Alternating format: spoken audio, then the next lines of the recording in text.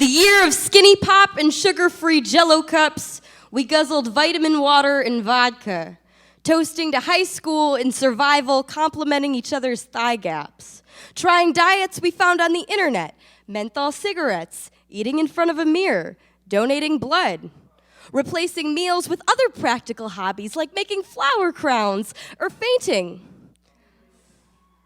wondering why I haven't had my period in months, or why breakfast tastes like giving up, or how many more productive ways I could have spent my time today besides Googling the calories in the glue of a US envelope, watching America's Next Top Model like the gospel, hunching naked over a bathroom scale shrine, crying into an empty bowl of Cocoa Puffs because I only feel pretty when I'm hungry.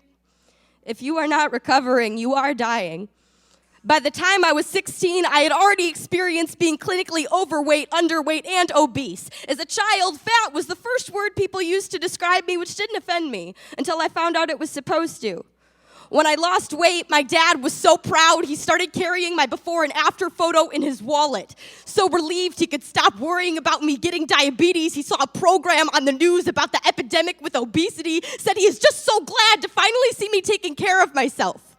If you develop an eating disorder when you are already thin to begin with, you go to the hospital. If you develop an eating disorder when you are not thin to begin with, you are a success story. So when I evaporated, of course, everyone congratulated me on getting healthy. Girls at school who never spoke to me before stopped me in the hallway to ask how I did it. I say I am sick. They say, no, you're an inspiration. How could I not fall in love with my illness? With becoming the kind of silhouette people are supposed to fall in love with. Why would I ever want to stop being hungry when anorexia was the most interesting thing about me? So how lucky it is now to be boring. The way not going to the hospital is boring. The way looking at an apple and seeing only an apple, not 60 or half an hour of sit-ups is boring. My story may not be as exciting as it used to, but at least there is nothing left to count.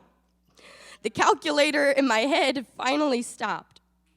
I used to love the feeling of drinking water on an empty stomach, waiting for the coolness to slip all the way down and land in the well, not obsessed with being empty, but afraid of being full. I used to feel cold. I used to be proud when I was cold in a warm room. Now, I am proud I have stopped seeking revenge on this body. This was the year of eating when I was hungry without punishing myself. And I know it sounds ridiculous, but that shit is hard. When I was little, someone asked me what I wanted to be when I grew up, and I said, small.